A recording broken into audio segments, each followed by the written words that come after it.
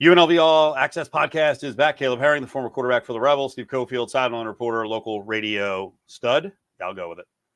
Stud. Well, we got so much stuff to get to. Speaking of studs, I got to tell you, Caleb, I know you played at UNLV, and I know you had a bowl-winning season.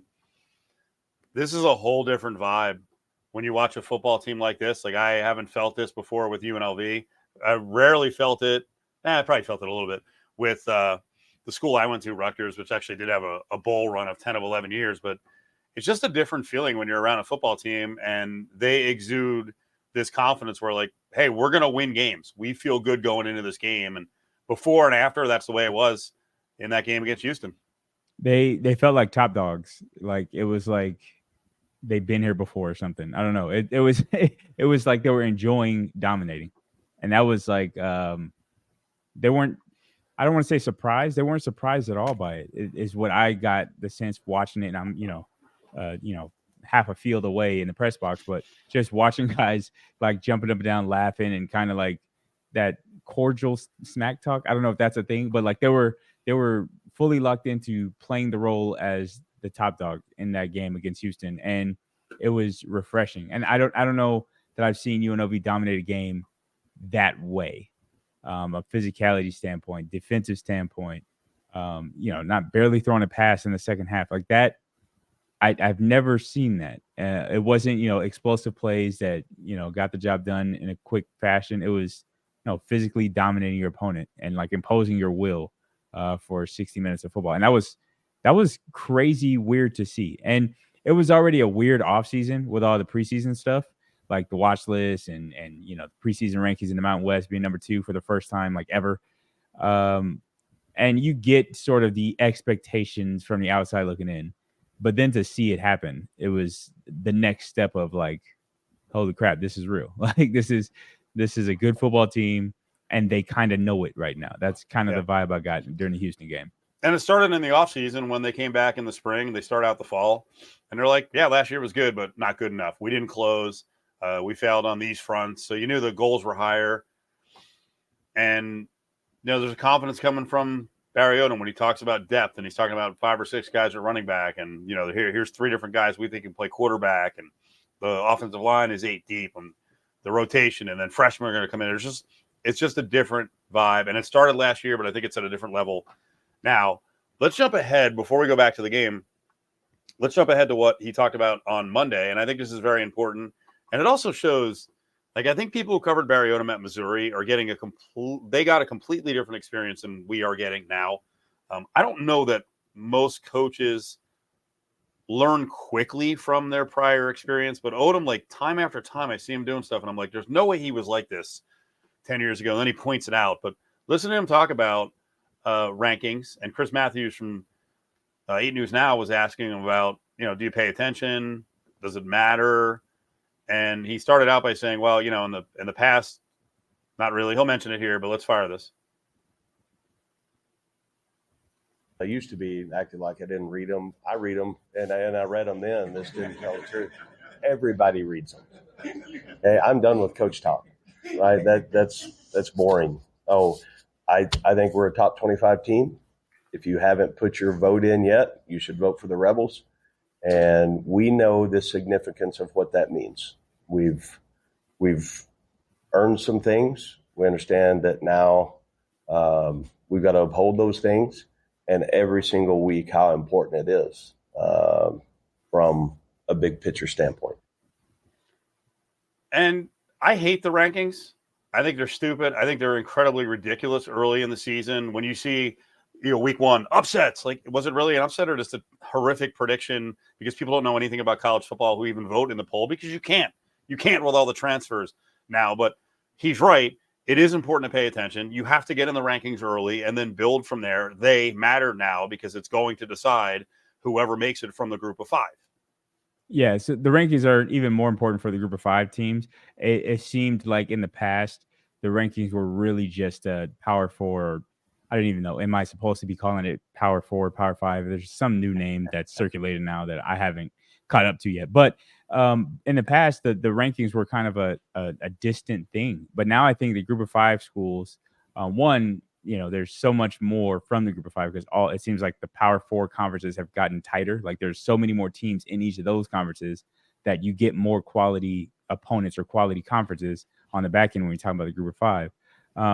And then winning it, obviously, your strength of schedule goes into it. But if you get into the rankings and then you're a conference champion on top of that, with the way the playoffs set up, that matters. You're looking at like a Liberty versus the Mountain West, whoever wins out of the Mountain West. And you look at the strength of schedule, you say if one of these teams from the Mountain West wins the conference and is ranked in the top 25, that makes it a lot easier to say the Mountain West champion deserves that 5th playoff automatic seeding. So it is important, and it gets more important with this as the year goes on. And one of the things you see in the top 25 is cracking into it is hard. But once you're in, I think you get a little more grace before you get pushed out. And it might be because of what you said. Like, it's kind of an ego thing with those that vote for it. Like, no, I can't be wrong. Like, week 1, I ranked this team number 5. Just because they lost doesn't mean I was wrong with my vote. It was just a bad week for them. So let me give them a grace period, like to rebound and come back. Like Oregon, for instance, if you just went off of like your preseason ranking, yeah, Oregon's a top 3 school. But then after you watch them play Idaho, it's like, I think I can name 4 schools that look better than them in week 1. But is anybody going to knock them out of that number 3 spot just because of a bad week 1? No, they get a mulligan. So thinking of it that way, the earlier you get into the top 25, I think that means more highly people think of you and more willing to fight for your vote or willing to fight for your spot in the top 25 they'll be, because they'll say, more often than not, it was me that got it right, and they just need to come along and live up to my expectations of it. But you're right, the vote doesn't really matter. I don't think preseason rankings are like obsolete. I mean, look at how many flip. Florida State, probably the story early. USC is probably going to jump up pretty high based on what they did to LSU. Notre Dame may even get a bump up. Like a lot of these teams were ranked. Miami, hell, might even get a bump up. But a lot of these teams were ranked a certain way in the preseason and haven't even lived up to that in the second ranking. So we'll see how much it shifts midway through the season. That's when you really need to start paying attention to who's jockeying for position in the top 25. We're taping this on a Tuesday night. The rankings are out, so they came out a little while ago. Some movers. Let's see. Notre Dame's all the way up to 5. Southern Cal's up to 13. By the way, USC will finish 8-4 or worse. I'll take those bets. I don't think they're bad, but don't overreact to week 1. LSU got bumped down to 18. I don't have a problem with that. Clemson's at 25. Others receiving votes. 28th is Boise with 47 votes. 45th is UNLV with 1 vote. 1 vote. Boise, of course, got that super impressive victory over Georgia Southern on the road. Road wins are good. Georgia Southern might also be a top or a bottom 10 run defense, but this is why, you get worked up. Let it play out. You control your own destiny. But yeah, all the hype over the rankings and getting in there, UNLV got 1 vote. I always think it's weird when like a team that's higher ranked beats a team that's lower ranked, and then the team that's lower ranked drops. Like the Clemson story, like what was Clemson 14 and they lost to number 1 Georgia? It's like, well, that was supposed to happen. So why would they drop now in the rankings? Like, did you not know that was going to be a loss? That always kind of rubbed me the wrong way. But yeah, I mean, Genty's crazy game. I think he should be probably number 1 for the Heisman in Heisman voting. I think he's in the top 5 right now based on the first week of college football season. Again, we're getting ahead of ourselves. Just let it play out. We'll see how the season goes. Both the rankings, Heisman's, playoffs, all of that stuff will play itself out, and just do your job week to week. Exactly. Early on here, UNLV All Access podcast. So we're going to start breaking down the victory over the Cougars in just a second. But again, there's an excitement level.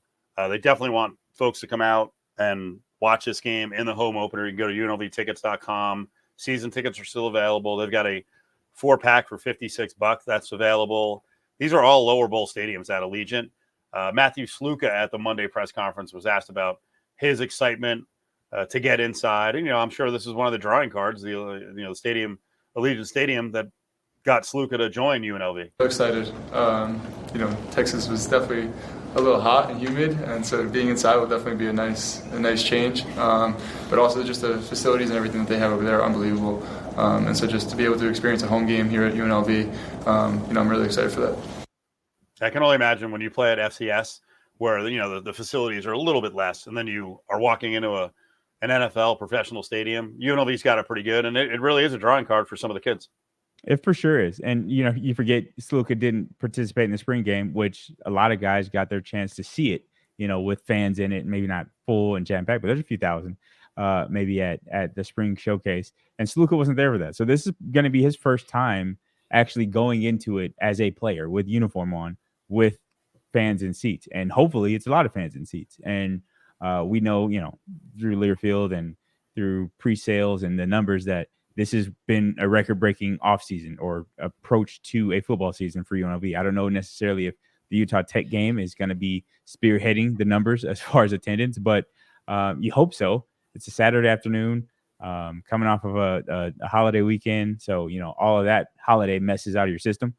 So it's time to buckle down and watch some UNLV football. And fans have been begging, and rightfully so, begging for winning to draw them out, like a winning football team to draw them out. And it looks like we've got a winning team. And if nothing else, there's entertainment value to that fact.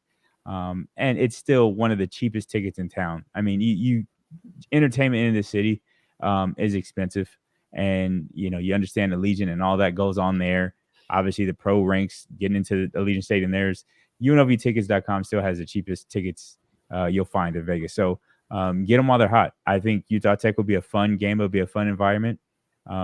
We gave away some tickets at the last Barry Odom show. Who knows? We might have some more to give away this week. But the student section I know should be jumping. They're doing a 1 for 4 with student tickets. Usually you could get one ticket with your student ID, your Rebel card.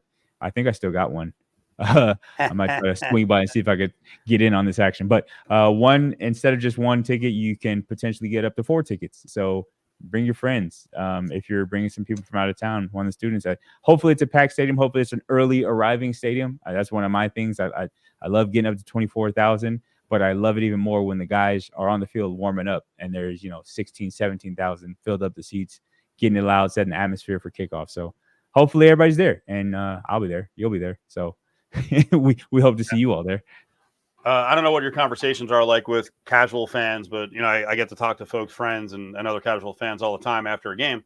And one of the first things I mentioned about the victory over Houston was just how good their defense is. It's a different looking defense, and I think it's anchored by the guys who have the explosiveness, the guys who are the kind of the flashy play dudes. It doesn't mean they're flashy, and that's all their game. But between Baldwin and McDuffie and Woodard, and I was telling someone else today, I'm like, they have 2 Power 5 linebackers, and they're amongst the best linebacker duos in the country. I feel comfy in saying that. And Marcel McDuffie's he's an interesting guy because on the field, Caleb, he's very vocal. With the media, he's not yet, but he was asked a question about, hey, going to week 2, what are you looking to improve on? Just continue to be leader, be more vocal, and I don't really say too much. So just trying to, get out of that shell, just be more vocal and talking to my guys, keeping them locked in and focus on the game plan and task at hand. It's funny. It kind of surprised me to hear him say that because he plays with passion, right? Like when he makes a play, he's up, he's fiery, he's celebrating hard. He's not reserved in that way. And so maybe he's talking about communicating calls and stuff like that, but he seems like a passionate player, and maybe that's the best way to say it. But if that's what he thinks he needs to work on, by all means, continue to work on it. Because honestly, there wasn't much else based on the Houston game that he had as flaws in his game, but he's a fiery guy, and I kind of like watching him play linebacker. Although, he's probably the bane of my existence from the quarterback lens. Because of that fire he plays with, it looks like he enjoys being physical. And him next to Jackson, who they are without a doubt the core of this defense. They would be the core on a lot of defenses, and I concur with your statement about them being one of the best linebacker tandems that we've seen, especially in the Mountain West. If you narrow it down to the Mountain West, I think they might have the best linebacker duo. Think about Jackson Woodard. Up for co-defensive player of the year in the Mountain West. And right behind him could have easily been Marcel McDuffie as far as preseason watch list based on the season he had last year. And then the game he had against Houston, I mean, he was all over the place. If Jackson didn't have the stats, Marcel would have. There was times it seemed like they were racing to make the tackle. So those guys are good. And Marcel he may not, consider himself as vocal as he could be. But I think he's a passionate linebacker, and he makes noise with his pads all game long. We got a chance to talk to Tiger Shanks, the right tackle, about a 9-minute conversation, and we'll have that posted up on the Learfield Podcast Network page at UNLV All Access Podcast. But we pulled a couple of bites from it because of some of his comments and reaction to the Houston game. First here, he talks about, just watching the defensive players that he practiced against in the spring and into the fall and what they look like out there against the Cougars. Watching the defense, you practice against them in the spring. Was there anything that surprised you about individuals or the attack or the tackling about your defense? The pressure they were putting on them. I mean, obviously we go against them every day, fall camp, practice. We see their exotic pressures a lot, but to see it work out on a Saturday pretty much exactly how they drew it up, it was cool to see. They were in a frenzy. Yeah, Tiger's the right guy to talk to about the pressures, because I'm sure he's probably got headaches from the way that they can dial it up, and they did dial it up. I mean, it was one of those things where if it works, why stop? And then on top of that, we'll get into it maybe later. The coverage on the back end with it too was fantastic. But this is like the strategy of Coach Odom's practice style, and he calls it two-spotting, where there's guys all over the place getting reps, and there's a lot of good on good, and they mix a lot of that into the fall camp. So it's iron sharpening iron, so to speak. And Tiger will get the best reps he can against Jalen Dixon, right? Against Doyle. Like those guys will push and bring the best out of Tiger. So he's seen, the swim moves, the spin moves, the stunts and twists that they do up front, and he knows how hard it is to deal with. Now imagine the guys that don't see it on a daily basis in practice. Like that's like the first time you see a stunt is going full speed, full contact, and your quarterback's life's on the line. Like that's a tough spot to put a lineman in. And I think it's cool that they can appreciate each other's games like that, like Tiger appreciating Jalen and the O-line appreciating the D-line, because they see and they understand the work that each unit has put in to get to the point where you're making 6 sacks in a game. And Tiger can say, with respect, that's my teammate out there doing that. And I know why, because I've seen the work. And you appreciate the work when you're watching it up close for so long. Yeah, they're having fun because it just seemed like almost everything was working, and it was just like alternating celebrations between, as they call him, Woody on the sidelines, guys yelling across to him, chest bumping, McDuffie and him hugging, giving fives, Baldwin playing really well. And then Odom mentioned a couple things. One, besides what we saw in terms of the blitzing and the exotics, there were a lot of times it was just a 4-man rush. And I know you mentioned it during the game. And hey, if you can rush 4 guys and all of a sudden Donovan Smith or whoever, the quarterback on the other side, is freaking out, that's a massive benefit. It's like what is the quote? Speak softly but carry a big stick. That's like it was a political phrase, I think, in the World War II era of the United States. I don't know. I'm no historian, but it's right, and you can check that. But that's what good blitzing does. Like you blitz good enough that now the quarterback's looking and anticipating a blitz. So he's making sure nobody's blitzing first before he gets into his progression. And Donovan Smith was in that phase of quarterbacking for most of the game. Like he's like seeing ghosts a lot of the times because sometimes there's nobody blitzing, but he was behaving in the pocket like there was a blitz. He was hurried and rushed through his progression. And sometimes that's what you got to do. You establish that, hey, we're willing to blitz. So you're not just going to get a vanilla shell. When I fake my blitz, when I'm bouncing around out in coverage and giving you movement, you really don't know who's going to come. And there's like 4 or 5 times in the game where I pointed to that kind of like swagger that UNLV had defensively, where it's like guys are bouncing around like, I might be blitzing. And then somebody else is like, nope, I might be blitzing. Who is it? And then nobody blitzes. And it was, I don't know if you remember, this was a couple years ago. And we were talking about it. And I said that UNLV's defense is stagnant. Like it's easy to see the picture of what the coverage is going to be before the snap. And I was trying to explain it to you then, but now I see the difference. It's like, this is not a stagnant pre-snap defense. Like the blitz could come and they will do it, or it could not come. And you don't know for sure at pre-snap. And that makes it so much harder for a quarterback to get to progressions. And for a play caller to say, okay, I know what plays will work in certain down and distances. They're so off schedule. They're so random with their play calling right now. Or, through one game. I'm going to slow down a little bit, but against Houston, they put on film a very kinetic defense that is scary to prepare for when you're a quarterback. Well, you explained to me multiple times going against San Diego State, that 3-3-5 is just chaos. You don't know what's coming, or you, like you said, you see ghosts. Eventually you figured it out, but if it's a first time look at the 3-3-5, and here's the thing, whether it's 3-3-5 or 4-2-5, the principles are the same. They want to be attacking from lots of angles and have multiples. And Odom said it on Monday. He's like, listen, Michael Shear didn't get to use all he has. So we've added a lot because we simply didn't have the personnel to execute all of it. And their depth at linebacker. I mean, there were times when you watched last year, and it's been this way the last few years. At the linebacker, you're like, all right, who's the third linebacker? And they had some guys last year. Fred Tompkins is a fine player, but even at defensive back, they just like you didn't have 8 more guys to work with, and they've got that now, and they feel like they've got 3 more linebackers they can work with. Let's talk offense because I know Sluka made a big impression, and there's a lot to get into with Matthew Sluka.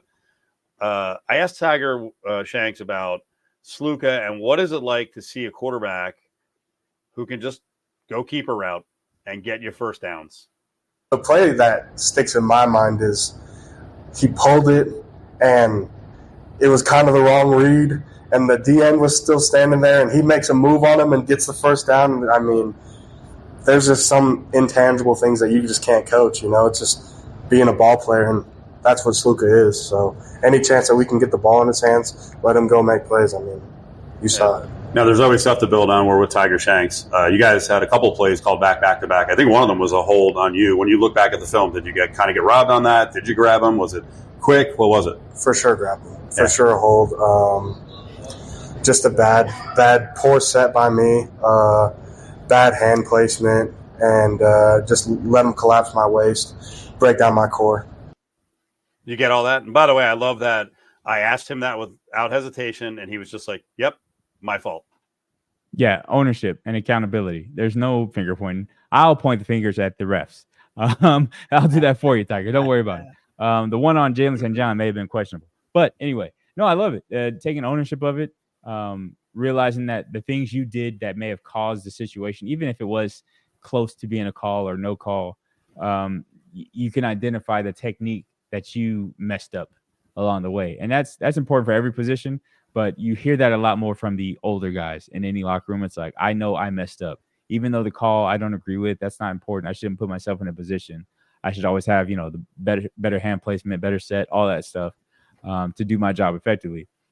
And it's funny to hear him talk about Sluka because, there's things that obviously I don't know the whole system and the reads and the progressions of what they're teaching as far as the playbook and the pass routes and stuff like that. But read option is read option. And there's a couple of times where I saw what Matt saw as far as the wrong read. And then what Tiger's talking about there was like, yeah, you may have gotten the wrong read there. But you still made up for it with your execution and your ability to make a guy miss. There's like 2 or 3 times for sure that was the case. And, sometimes on those read options, especially, you get kind of you get lulled to sleep. Like you're like, okay, I've been handing it off. At some point, you're going to bite, right? You're going to take it. And you kind of force the issue a little bit. So maybe Matt did a little bit of that. First, FBS action, there's going to be some jitters. There's going to be some misreads, I guess. But for them to turn into first downs, it's like he's like dead to rights. The DN has him in the backfield. And he's like, you missed. I'm going to get a first down now. So I think that's the ability for Matt that he put on display. And what I would say is a solid game. I'm not going to, it wasn't world breaking. He didn't show me that he's, offensive player of the year in the conference or anything like that. But it was a solid game. And the biggest thing that he showed was his ability to eliminate negative plays. And, yes, he had the interception, but not very often with Sluka in the system did they play with third and long, right? Like there's only a couple times, and most of those times were because of penalties that they were playing behind the chains. And it's not for saying that there was no opportunity to be, but like I said, the misreads, the broken plays, the low snap, there's so many things and so many times where he took a play that could have been negative and made it either a net zero or a positive gain for the offense. And the value in that, it's almost hidden yardage like with special teams where it's like catching the punt makes a big difference between letting it roll. A quarterback avoiding a sack and getting back to the line of scrimmage or, missing a read but getting the ball past line of scrimmage still. It's the same kind of thing. Those hidden plays that really make a difference to the feel of a game. It never felt like UNLV was in jeopardy. Their offense wasn't, going up and down the field at one point. There was a stretch of the game where they kind of looked stagnant. But because they weren't getting negative plays, you always felt like they were in control or had a shot to be in control. So I think that was the biggest thing I saw from him. And I anticipated that being either for him or Haj Malik being the biggest way they could impact this offense. It's like, you eliminate negative plays with the way that they're mature enough and athletic enough to make something out of nothing just about any time they want to. I talked to Sluka on Monday for a good 7 minutes, and we pulled this portion of the conversation. It might get a little too inside towards the end of the clip, but give it a listen. I'd say probably only 3 or 4 were designed runs. A lot of them were, more option type things. Just kind of, working off what the running back has and the, protection and everything. But, there wasn't too many just design runs. Is there a point where you can see the defense is starting to shadow you? Like, I don't know, maybe they did from the beginning, but do they have to assign a guy for you? Did you see that? Yeah, I did start seeing it a little bit more so when Jake was in the backfield, I want to say. But, just based on what we were doing and what they thought, our plays were, I think they were scraping over the top a little bit heavier later in the game.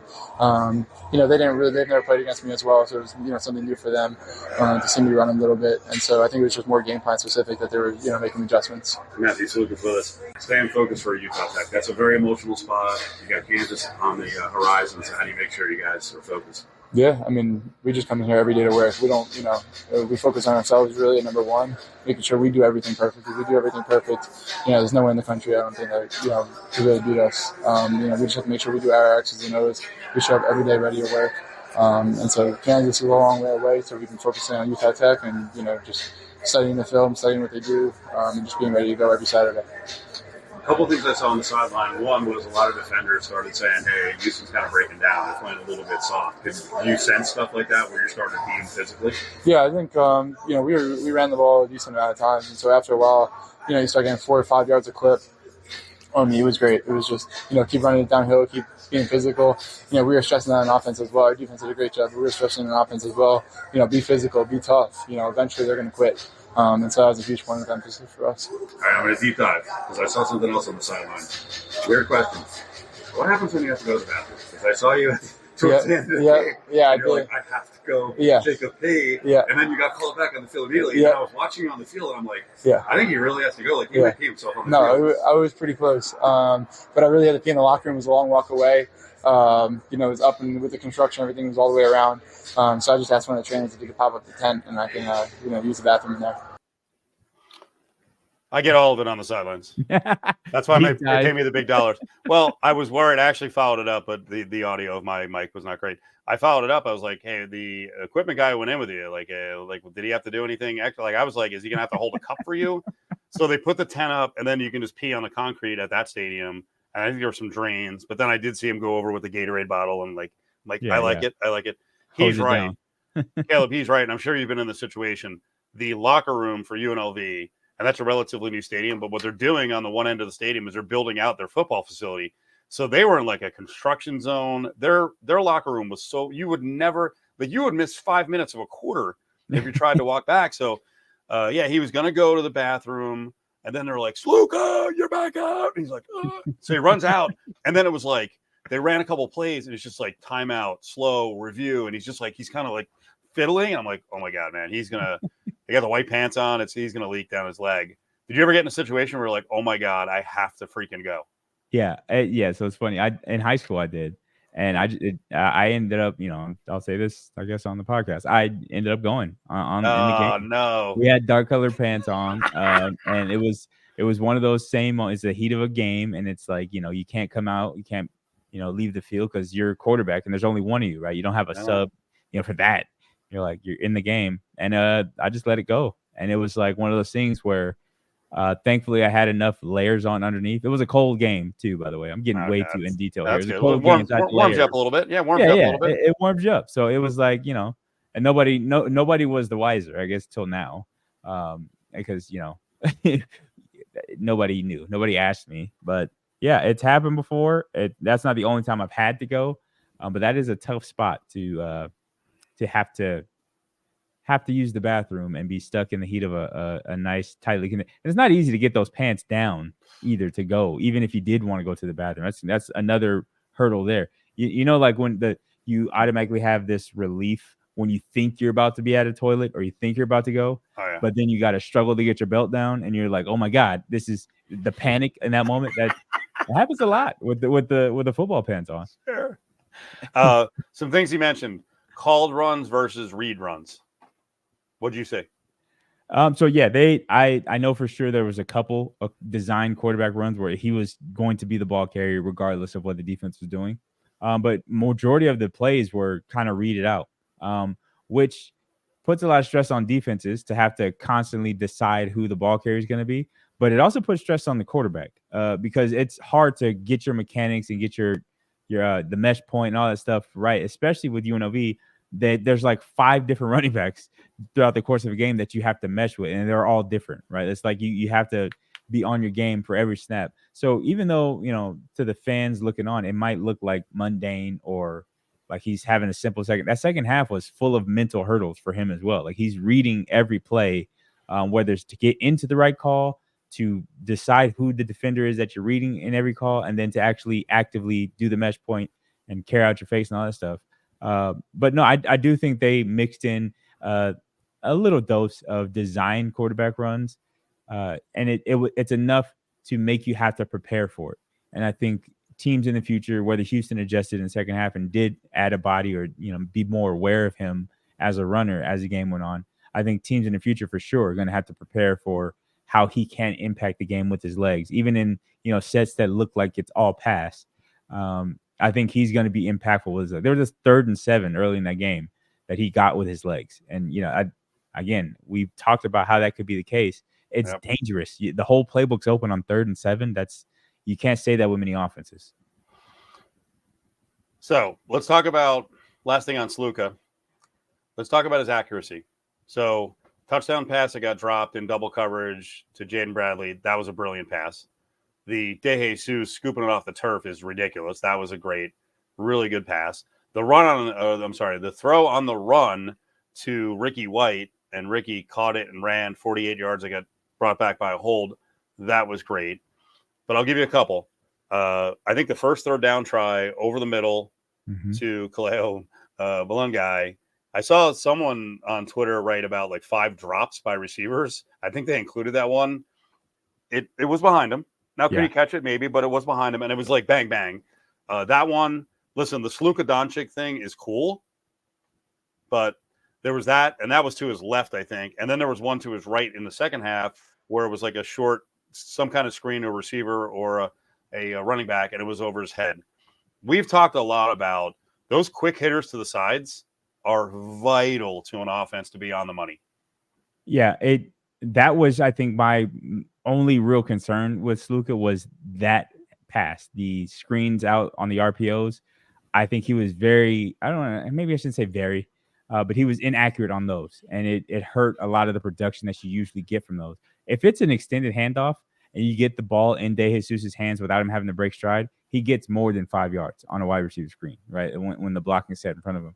There was one to Ricky White. He tried to get the jailbreak screen, and it was up over his head, and it ended up being a negative play because he had to jump and catch it, stop his feet, and the defense reacted. So those, I think, were kind of the ones that were, I guess, problematic, if you want to call it that, going forward. And, you want to get those honed in a little bit. The other ones, I think his arm angle is so unique, and it's so variety. There's so much variety to his arm angle. He could throw it from all different platforms, and he does it kind of naturally, instinctively.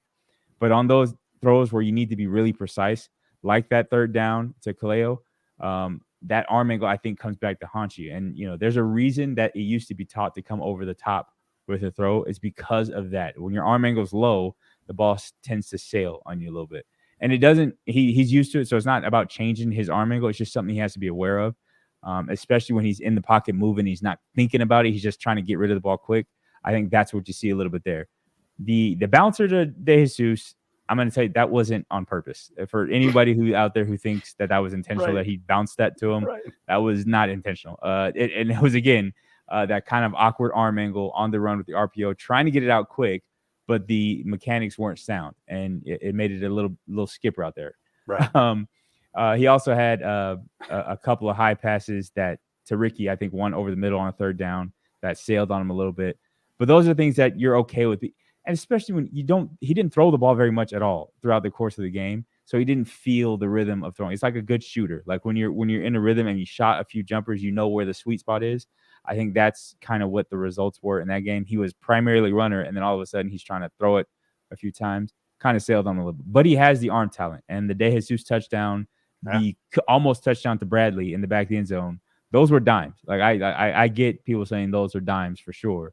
And you see the explosive play capability with him. And there was even a conversion to Bradley over the middle on a deep sit route, a deep over, which they call it over sit. But he's sitting in the middle of the field, and Sluka moves the pocket and moves the coverage with his legs. Like he scrambles out to the right just a little bit, and the underneath coverage moves with him and opens up the window to throw it to Bradley. That pass was still a little high, but that's just the kind of stuff that as a passer, when he's able to do that stuff, the offense is, and I've said it before, it goes to another level with that ability.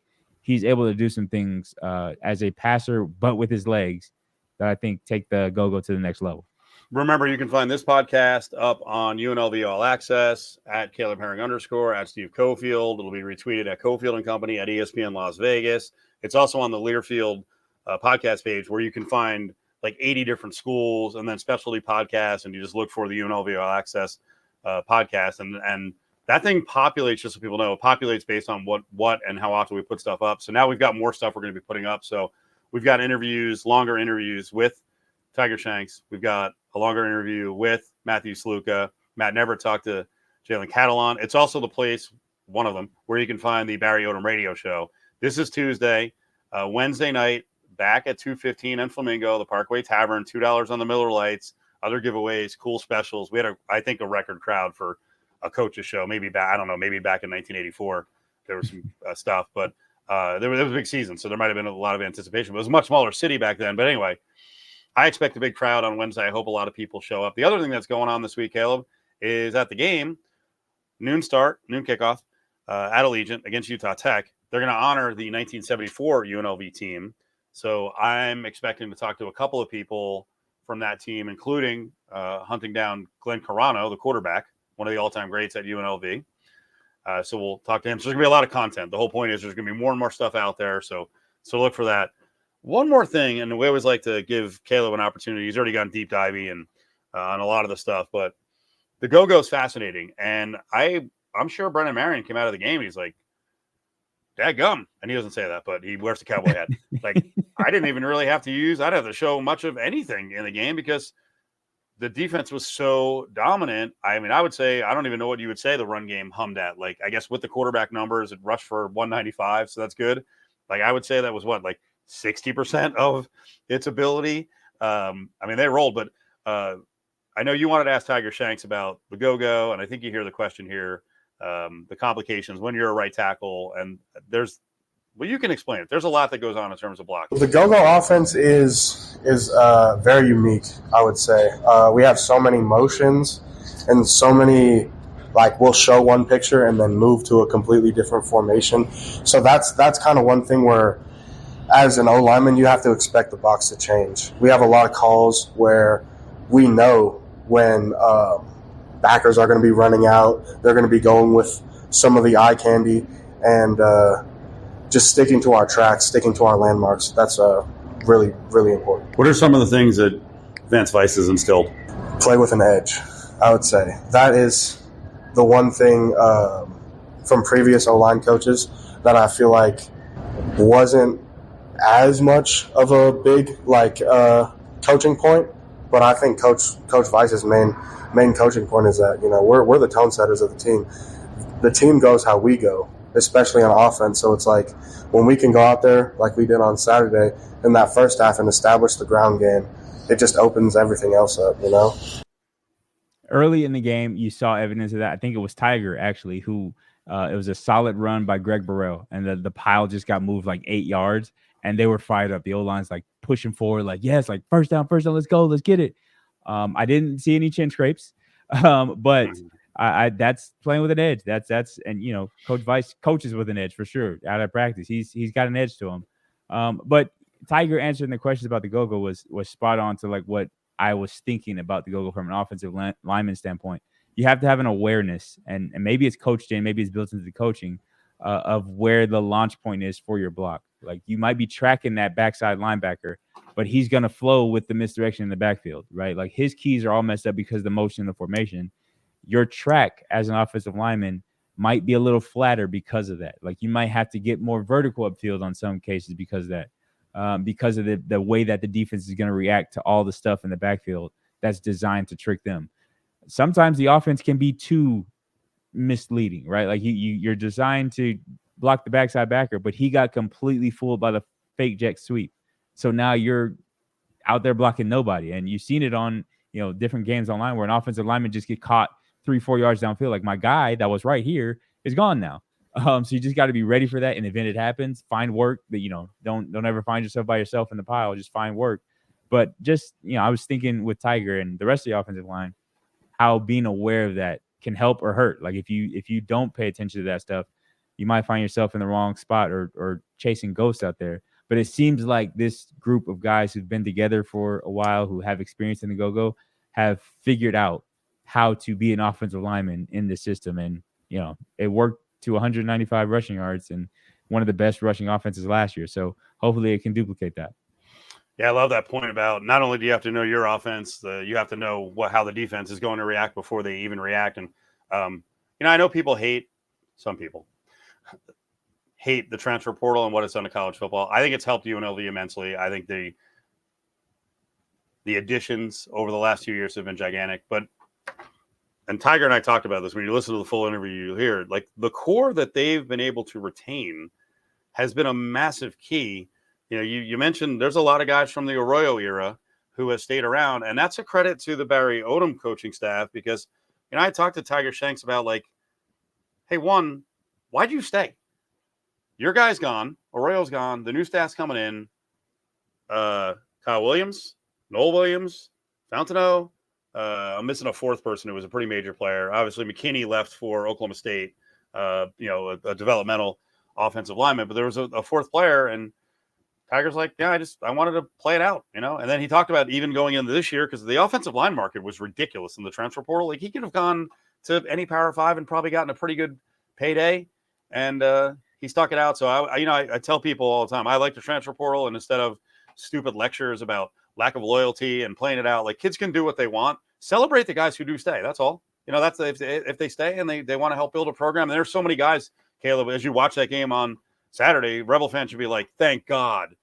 Yeah. I mean, the fact like Woodard's not going to leave Odom, but Marcel McDuffie easily could have gone to a Power 4. There's so many guys on this team who could have gotten paydays and left, and they're sticking it out. And I'll also mention from the portal, if you were on the sideline, folks, and you saw the pure joy from Tony Grimes, like I heard him yell out after, like they were celebrating about something. He's like, I miss this so much. This is awesome.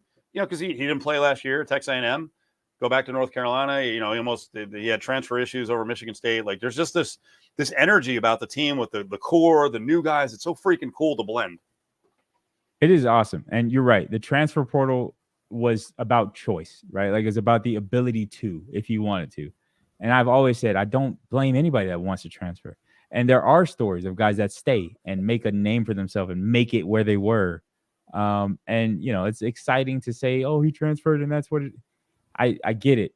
Just enjoy what you have, whatever it is, whether it's the transfer portal guys. It's a great mix at UNLV, actually. Like transfer portal guys who are new this year, the guys who have been around forever, Kaleo, Tiger, some of the guys that are like the elder statesmen right now, Jono, Baldwin, Cam Oliver. There's plenty of guys that have been at UNLV to say that they're loyal to the program.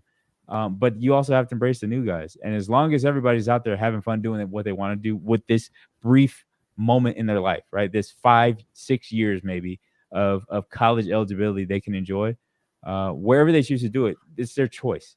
And there's stories on the good and bad side of both of those choices. But for right now, UNLV is on the upside of navigating the transfer portal. And I think Coach Odom has embraced it the right way. And they've done the right things. And one of those things is keeping the coaching staff intact because a lot of players have raved about their position coach and the relationship with the staff is the reason that they stayed. So, yes, there are kids who value those relationships more than the dollars, right? And that happens. I don't blame anybody for valuing the dollar. Everybody's situation is different. But for what UNLV has right now, the transfer portal has been a positive thing. It's been a net positive for UNLV. They've addressed some needs. They've retained some players. And right now they have one of the best rosters in the Mountain West and one of the best rosters in any group of 5 school, if you ask me and if you ask the nation, really. So it's here. The transfer portal is not going anywhere. So let's just embrace it and enjoy both sides of the choice that the transfer portal offers. Utah Tech opened with a loss in their season opener against Montana State. Same Montana State who went to New Mexico and had the comeback victory. They should have lost the game against New Mexico. I think this will be at least a 4-touchdown win. You know, I'm not big on predictions and blowouts, and that's kind of the whole UNLV thing. Like, I was always nervous to ever pick some giant margin. I think they'll handle it. The Montana State quarterback against Utah Tech went off. He had 71 yards rushing. He had a long TD run. He was effective throwing the ball. So you got this mix here now of Sluka and probably Haj Malik gets in the game. So I think 4 touchdowns is safe to say. And I will say on the other side, I don't know how much you scouted them, and we'll do it as the week goes along. I love oddities in sports, and I love in college football. Like, I saw the kid at Florida. Everyone's going crazy about him, the defensive lineman who's been around for a couple of years. He's 6'5", 449, and does not look fat. This is, if Deacon Hill's the guy at quarterback, he's a transfer in from Wisconsin and Iowa. I don't know if you remember me talking about him because like I said, this is the biggest quarterback you're ever going to see. He is 6'3", 258. That is massive. That's awesome. I love that. And like Antonio Doyle could go in the background of the backfield and start to wrap him, and he's like, he's as big as me. Help! Right? This is like a giant Ben Roethlisberger. Yeah, that's gonna be funny to watch. But yeah, I mean, good luck to him. 6 snacks might be hard. Yeah, you gotta get out of the pocket with these guys. But it's gonna be fun. The scouting report is slim against this team right now at this point for me in the week, but I do agree. I think UNLV takes care of business, and I'd say this about most of the teams on the roster after what I saw in week 1. I think if they do what they're supposed to do, they should come out on top and pretty comfortably with this one, especially if they're feeding off the energy of the home crowd. If everybody's out there and first home game, want to do it the right way, I think it should be a pretty good win for UNLV. We'll see you on Wednesday, Barry Odom Coaches Show. And like I said, look up on all of our platforms for more audio, more one-on-one interviews. Thanks for watching this one, and we're back next week.